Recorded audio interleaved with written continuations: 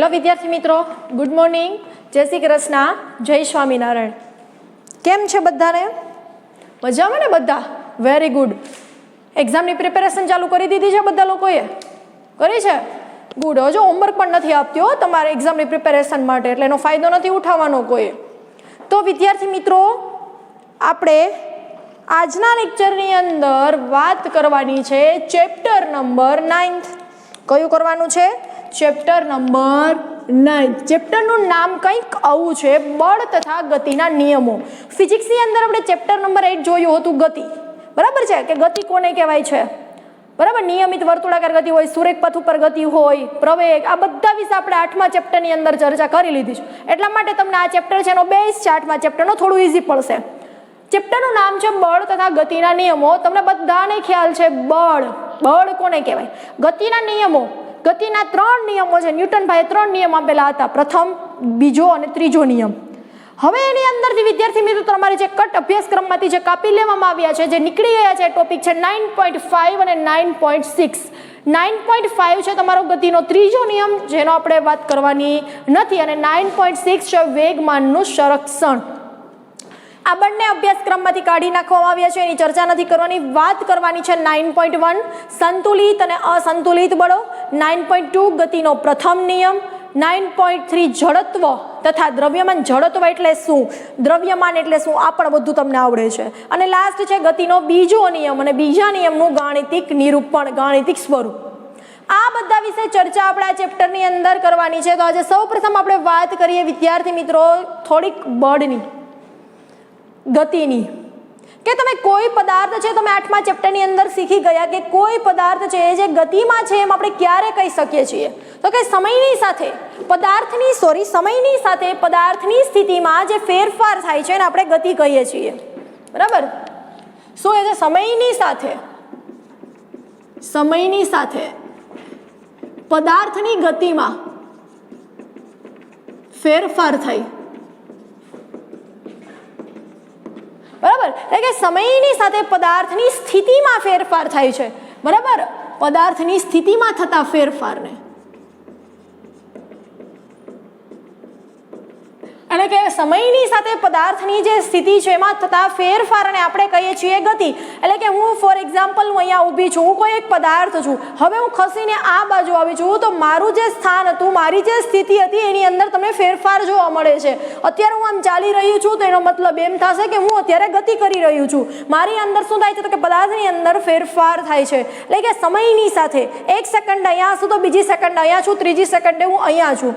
એટલે કહે છે કે સમયની સાથે પદાર્થની જે સ્થિતિ છે એની અંદર જે ફેરફાર થાય છે એને આપણે કહીએ છીએ ગતિ. પદાર્થ જે કઈ રીતે ગતિમાં આવે છે આપણે જોયું. બરાબર છે. એની પાછળ હવે આપણે એ તો જોઈ, ચલો કે પદાર્થ છે કઈ રીતે વિદ્યાર્થી મિત્રો ગતિમાં આવે છે, પણ એ ગતિમાં તો આવે છે, પણ એની પાછળનું કંઈક એવું પરિબળ છે, કંઈક એવું પરિબળ તો હશે જ કે કોઈ પરિબળ એની અંદર ભાગ ભજવતું હશે. પદાર્થને ગતિમાં એમનેમ તો પદાર્થ ગતિમાં નહીં આવી જાય, સ્થિર હશે તો હાલવા તો નહીં માંડે. એની પાછળનું કંઈક એવું પરિબળ હશે કે જે પદાર્થને ગતિ લાવવા માટે શું કરે છે? તો કે સક્ષમ કરે છે. એટલે કે સ્થિર સ્થિતિમાંથી પદાર્થ છે એ ગતિમાં આવે છે, એના માટે કોઈક પરિબળ છે જે જે જવાબદાર હોય છે. તો વાત કરીએ કે કોઈ વાર હું એવું કરું છું કે થોડા સમય માટે બળ આપી દઈને આપણે છોડી દઈએ છીએ. બરાબર છે. કોઈ શું કરું છું કે થોડું બળ આપીને મેં છોડી દીધું, તો શું થાય છે?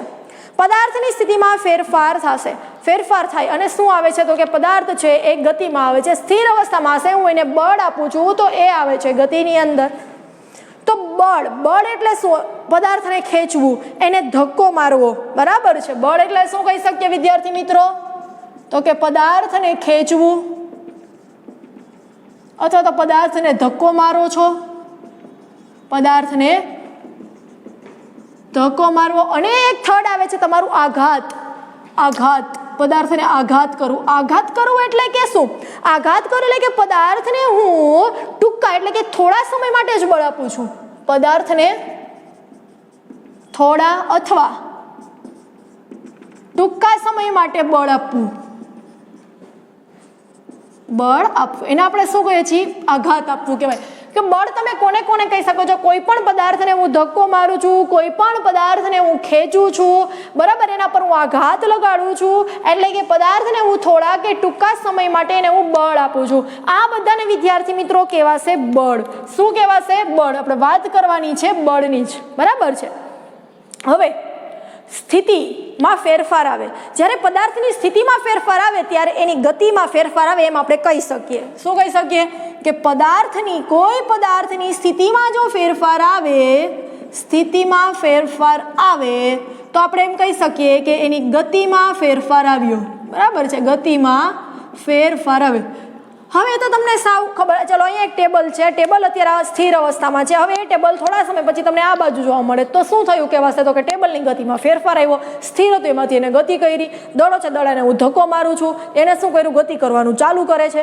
તો પદાર્થની કોઈ પણ સ્થિતિ છે એની અંદર જો ફેરફાર આવશે તો આપણે એમ કહી શકીએ કે પદાર્થની ગતિની અંદર ફેરફાર જોવા મળે છે, બરાબર છે. હવે નેક્સ્ટ વાત કરીએ, કોઈ પદાર્થ છે જે સ્થિર છે. હવે કોઈ પદાર્થ મેં હમણાં જ કહ્યું સ્થિર છે, તમે એને બળ આપો છો એટલે એ શું થાય છે? તો કે ગતિમાં આગળ વધે છે. જો ગતિમાં છે, ચલો સામે તમે હવે બળ લગાડો છો, કોઈ પદાર્થ ગતિમાં છે, હવે એને સામે તમે બળ લગાડો છો તો શું થાય છે? પદાર્થ છે જે સ્થિર થશે. અથવા તો ટૂંકા સમય માટે જો એને બળ આપશો તો એની અંદર તમને ફેરફાર જોવા મળે છે. બધા એક પ્રયોગ કરેલો જશે. ઓલી બોલપેનની અંદર તમારે સ્પ્રિંગ આવે છે, એ સ્પ્રિંગ કાઢીને તમે એને દબાવશો તો શું થાય છે? તો કે સ્પ્રિંગને હું કાઢું છું, બંને બાજુ હું સ્પ્રિંગની બંને બાજુ બળ લગાડું છું તો એનો આકાર છે બદલાય છે.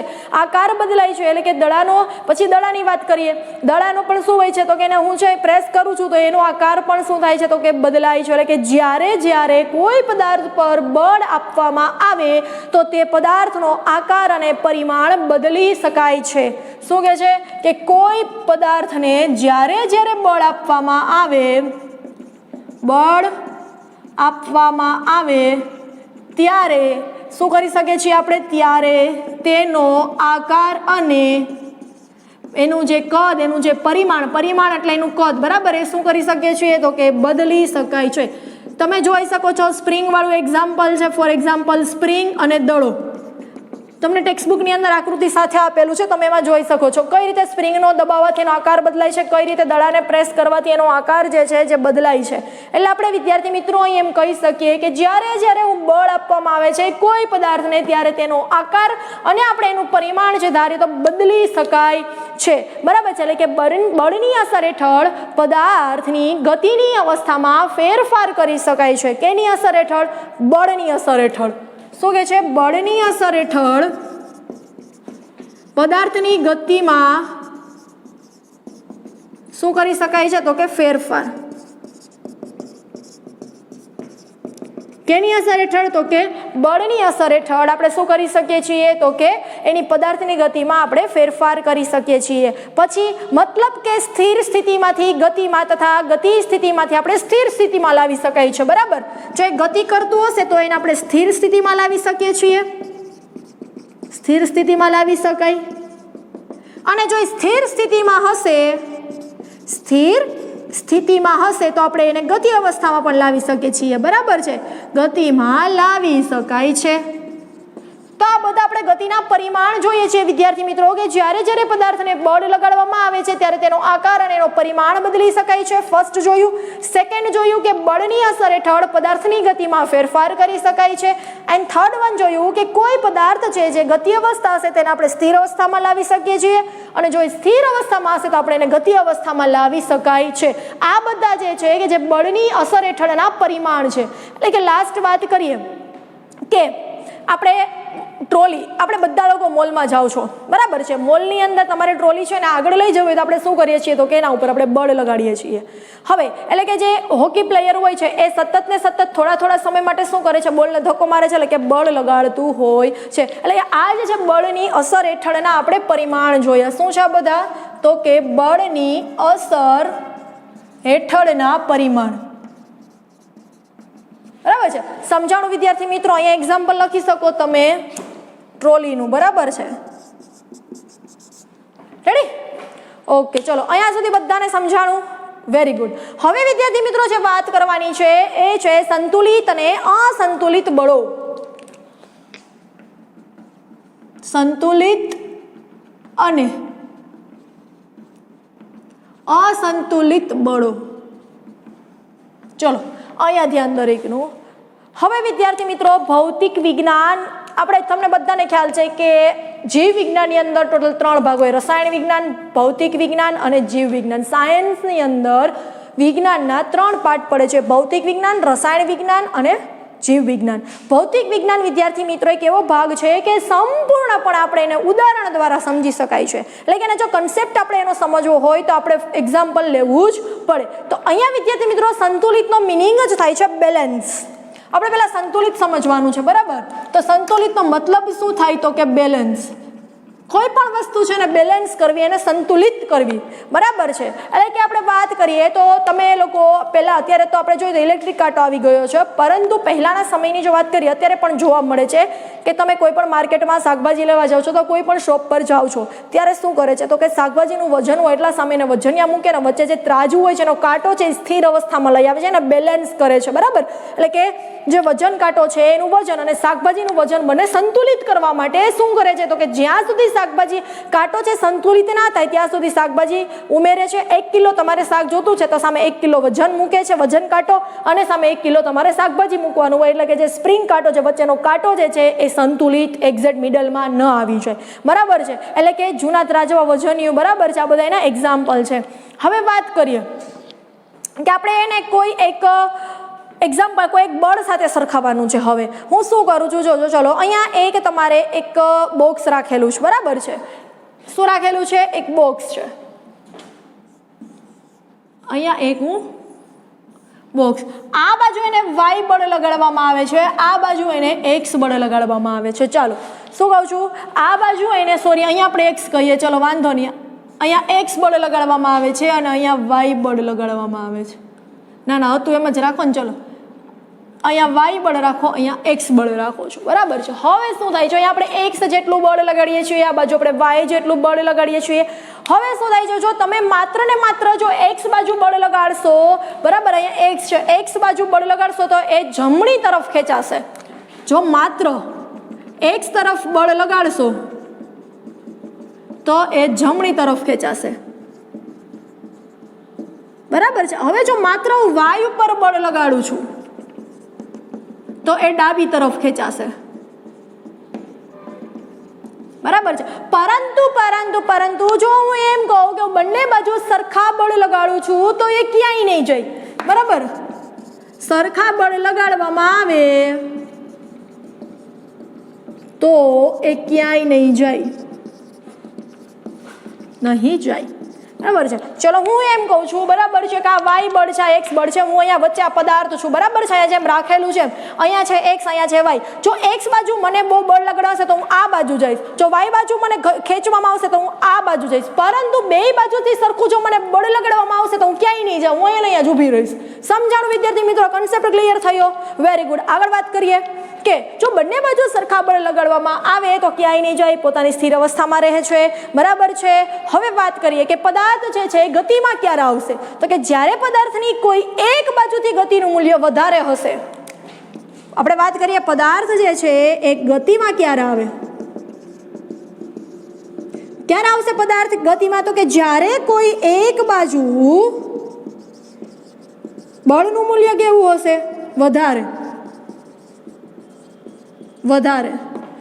હશે ત્યારે, બરાબર છે? ચલો હું એમ કહું છું કે આ બાજુ છે સોરી આ બાજુ છે એક્સ, આ બાજુ છે વાય, મારા બળનું મૂલ્ય છે અહીંયા 10 છે, અહીંયા 5 છે, તો હું કઈ બાજુ ખેંચાઈશ? આ બાજુ। એટલે કહે છે કે પદાર્થ ગતિમાં છે ક્યારે આવે, આપણે એમ કેમ કહી શકીએ તો કે જ્યારે કોઈ એક બાજુ બળનું મૂલ્ય છે વધારે હશે તો એ તરફ ગતિ કરશે, બરાબર? જો એક્સનું મૂલ્ય વધારે હશે તો એક્સ તરફ ગતિ કરશે, જો વાયના બળનું મૂલ્ય વધારે હશે તો એ વાય તરફ ગતિ કરે છે, અને જો બંને સરખા હશે તો ક્યાંય ગતિ કરશે નહીં, બરાબર છે? તો જો બળનું મૂલ્ય વધુ, હું એમ કહું કે એક્સ ગ્રેટર ધેન વાય તો આમાં એક્સ તરફ ગતિ કરશે, કારણ કે એક્સનું મૂલ્ય કેવું છે, એક્સના બળનું મૂલ્ય વધારે છે, બરાબર છે? હવે હું એમ કહું X Y greater than X, બરાબર? તો આમાં વાય તરફ ગતિ કરે છે, કારણ કે વાયના બળનું મૂલ્ય કેવું છે, વધારે છે, બરાબર છે? આ બે વસ્તુ ક્લિયર થઈ? ક્લિયર થઈ? Very good. અહીંયા તમે આમ પણ લખી શકો, બરાબર છે. ક્લિયર થયું બધાને? Very good.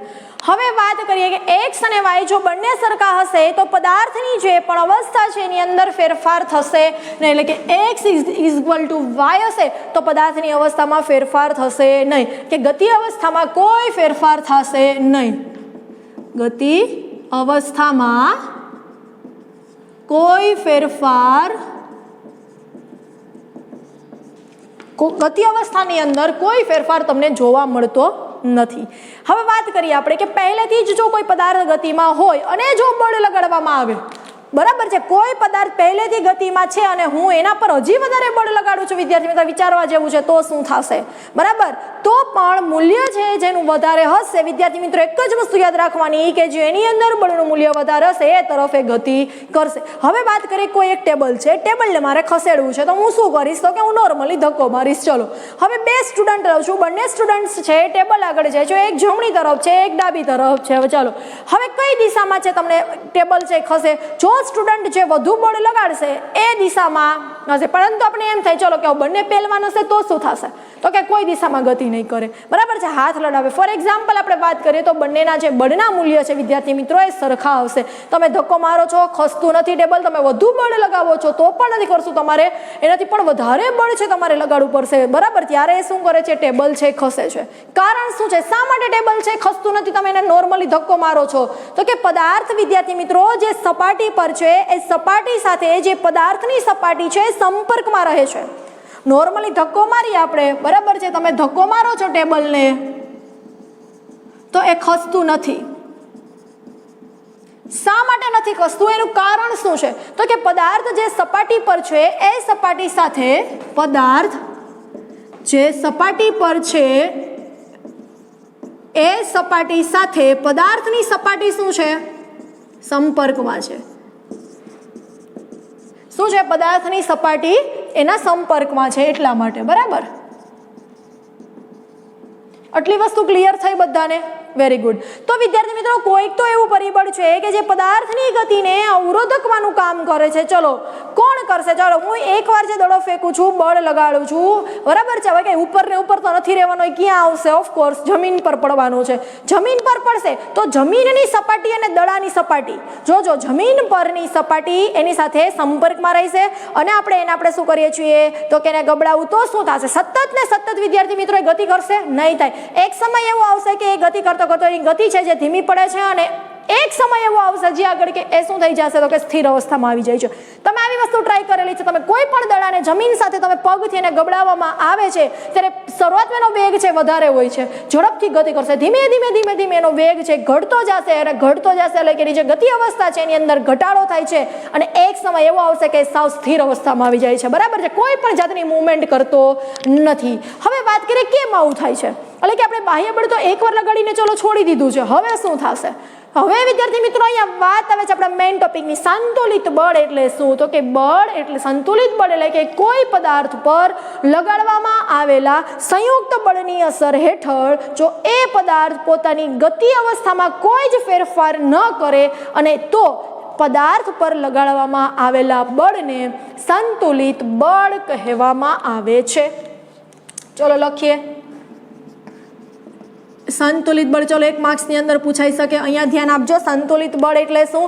તો કે કોઈ પદાર્થ પર લગાડવામાં આવેલા સંયુક્ત બળની અસર હેઠળ, કોઈ પદાર્થ પર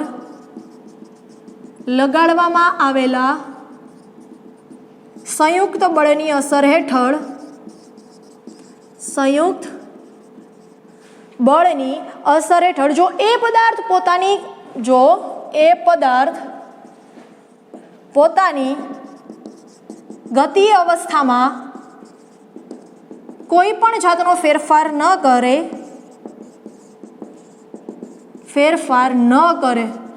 બરાબર, કોઈ પણ જાતનો ફેરફાર ન કરે તો પદાર્થ પર લગાડવામાં આવેલા બળને, તો પદાર્થ પર લગાડવામાં આવેલા બળને શું કહીએ છીએ? સંતુલિત બળ.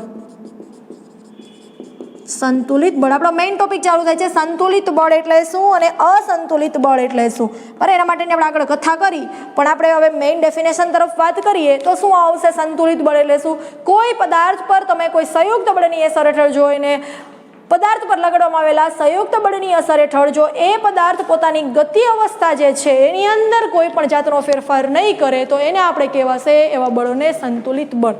કે બળની દિશા જો વિરુદ્ધ હશે પરસ્પર, બરાબર, સમાન મૂલ્યના જો બળ લગાડવામાં આવે ત્યારે પદાર્થની જે અવસ્થા છે એ બદલાતી નથી. અસંતુલિત બળ એટલે શું? અસંતુલિત બળ એટલે કે પદાર્થને ગતિમાં લાવવા માટે આપણે જે જરૂર પડે છે, પદાર્થની ગતિને લાવવા માટે જે જરૂર પડે એને કહીએ છીએ અસંતુલિત બળ. બરાબર છે? તો અહીંયા આપણે ક્લિયર થાય છે કે નથી સમજાતું વિદ્યાર્થી મિત્રો? સમજાય છે ને? Very good. શું જોઈએ છીએ આપણે? શેના વિશે ચર્ચા કરીએ છીએ? તો કે સંતુલિત બળો અને અસંતુલિત બળો. ચલો, સંતુલિત બળની તો આપણે વાત કરી, તો હવે હું એમ કહું કે અસંતુલિત બળ એટલે શું થતું હશે વળી? ચલો જોઈએ. અસંતુલિત બળ,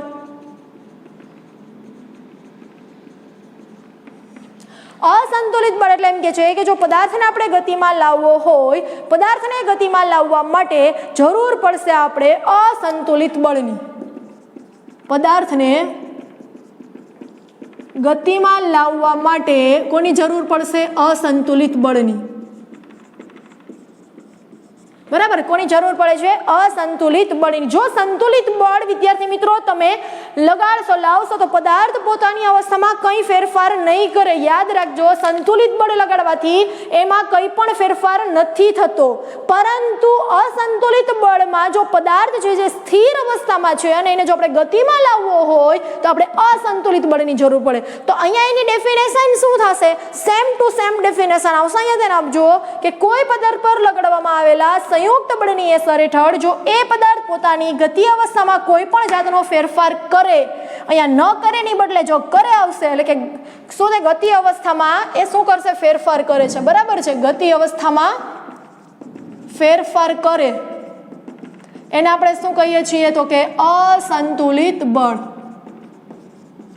બરાબર, શું કહેવાય છે? અસંતુલિત બળ. પદાર્થને ગતિ અવસ્થા બદલવા માટે આપણે સતત ને સતત કાર્યરત કરશે. બરાબર છે?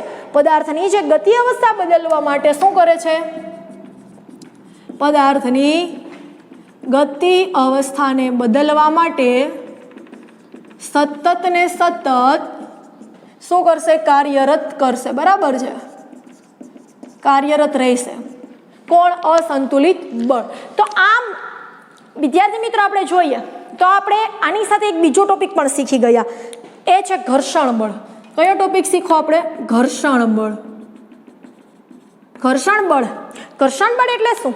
ટૂંકમાં જોઈએ આપણે ઘર્ષણ બળ કે દડાની વાત કરી હતી કે તમે જમીન પર એને ધીમે ધીમે ગબડાવો છો, થોડી વાર પછી એ સ્થિર થઈ જાય છે.